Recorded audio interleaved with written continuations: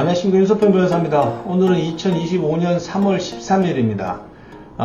여러분들이 조금 헷갈릴 수가 있는 게 있는데, 법인의 해산, 해산 판결, 해산 명령, 청산, 그리고 파산, 이게 뭐 어떤 관계가 있는 것인지 좀 시간이 들더라도 제가 자세하게 설명을 드리겠습니다. 법인 해산이라고 하는 거는 법인의 인격을 소멸시키는 거예요. 그래서 사람이 죽는 것처럼 법인격이 소멸되는 걸 말합니다. 그래서 법인이 해산하는 경우에 그 기존의 법률 관계를 정리하는 절차를 청산이라고 합니다. 청산.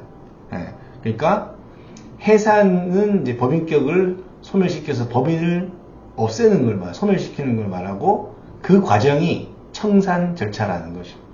그래서 법인의 해산 원인을 살펴보면, 첫 번째로 이제 민법 77조 1항에 이제 적혀 있어요. 법인은 존립 기간의 만료, 법인의 목적을 달성했거나 또는 달성이 불가능하거나, 그리고 기타 정관에 정해져 있는 해산 사유가 발생하면 해산한다 라고 민법 77조 1항에 기재가 되어 있습니다.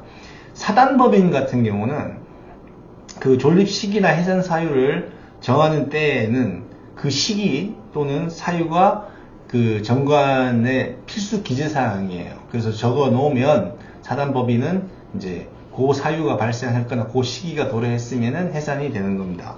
그리고 이제 여러 규정들이 있어요. 법인의 해산의 원인 관련해서는 상법 180조 3호, 217조 1항, 287조의 5의 제1항 2호, 317조 2항 제4호, 549조 제2항 6호 등 그 상법에 여러 규정들이 산재해 있습니다. 해산 원인으로. 자, 그 다음에 지금 조문을 읊어드렸는데 이제 정리를 해보면은 사원수가 이제 일정 수 이하인 때, 이사 선임이 불가능한 때, 자산 유동화 전문회사라고 있거든요. 이게 그 자산을 빨리 현금화 시켜가지고 청산하는 데 목적이 있는 회사예요. 존속 기간이 종료하거나 회사 채무가 전액 상환될 때 해산 사유가 되고, 제3자의 의사에 따라 법인이 해산한다고 정하는 건 인정되지 않습니다. 그러니까 이해관계인이 신청할 수 있는, 이해관계인은 이제 뒤에서 설명을 할게요. 그리고 민법상의 법인 해산 사유인 법인의 목적 달성 또는 목적 달성 불가능, 요거는 객관적으로 판단해야지 이사회에서 판단하는 것이 아닙니다. 자, 그 다음에 해산 결의가 있거든요. 해산 결의. 해산 결의는 사단법인 같은 경우는 정관에 특별한 규정이 없으면은 총 사원의 4분의 3 이상의 결의로 해산하게 됩니다. 주식회사는 주주총회 특별결의로 이제 법인을 해산시킬 수 있어요. 특별결의 요건은 출석 주주의 3분의 2 이상 및 발행 주식 총수의 3분의 1 이상의 결의에 의해서 해산을 하게 됩니다.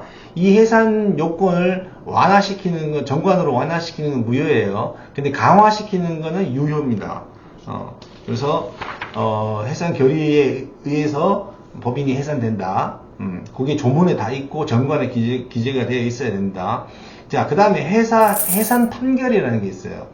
회사의 주주나 사원, 이해관계인들은 이제 소송으로 회사의 해산을 명하는 판결을 구할 수 있거든요. 주식회사의 경우에는 발행주식 총수의 10% 이상의 주식을 가진 주주들의 청구에 의해서 하게 됩니다. 그래서 설립허가 조건 위반이라든지 공익을 저해하는 행위라든지 이런 걸 할 때는 주무관청이 법인의 설립허가를 취소할 수 있거든요. 그러면은 이 설립허가 취소가 되면은 법인은 해산하게 됩니다. 그 다음에 회사의 해산 명령이라는 게 있어요. 법 176조 1항에 기재가 되어 있는데, 사유가 회사의 설립 목적이 불법일 때, 그러니까 정관에 기재된 목적이 불법인 경우, 그 정관 기재상으로는 불법이 아닌데 배후의 실질적인 의도가 불법인 경우, 예를 들자면 정관 기재 목적은 숙박업인데 실제로 도박장으로 운영해왔다, 이런 경우 이게 설립 목적이 불법적인 때 이렇게 되는 거고, 그 다음에 회사가 정당한 사유 없이 1년 동안이나 영업을 안 해. 그리고 1년간 1년 이상 영업을 쉬어요. 영업을 개시했다가 영업을 쉬어. 1년씩. 요때도 이제 해산 명령이 사유가 됩니다. 그 다음에 이사 또는 회사의 업무를 집행하는 사원이 법령 또는 정관에 위반해서 회사의 존속을 허용할 수 없는 행위를 한 때 해당 이사나 업무 집행 사원의 교체만으로 이사를 바꾸는 것만으로는 문제 해결이 안 되는 그런 불법 행위와 회사의 관계가 밀접한 경우에도 이제 해산 명령을 할 수가 있습니다. 이해관계인은 회사의 이사, 주주, 감사, 사원, 채권자 이 정도 법률상 이해관계를 가져야 되지 아무런 이해관계 없는 제3자가 하는 것은 아닙니다. 자, 그래서 이게 해산 명령을 신청하면 법원은 사건 본인 회사를 해산한다 이런 판결문을 써요. 그리고 해산 명령이 확정되면은 본점 소지지 관할 등기소에서 2주 안에 해산 등기를 해야 되고 지점 소지지에서는 3주 안에 해산 등기를 해야 됩니다.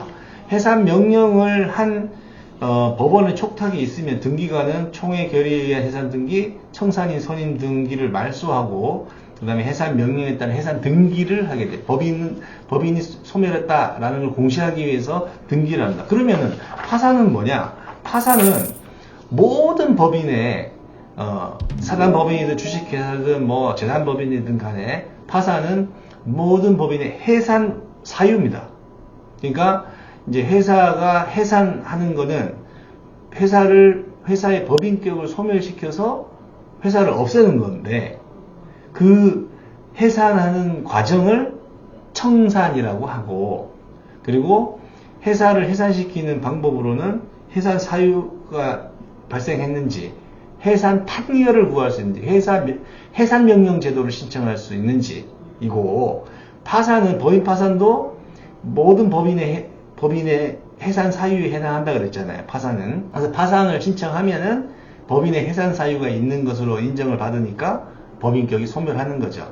예. 그래서 법인의 해산, 청산, 해산 판결, 해산 명령, 그 다음에 파산. 이건 관계가 어떻게 되느냐.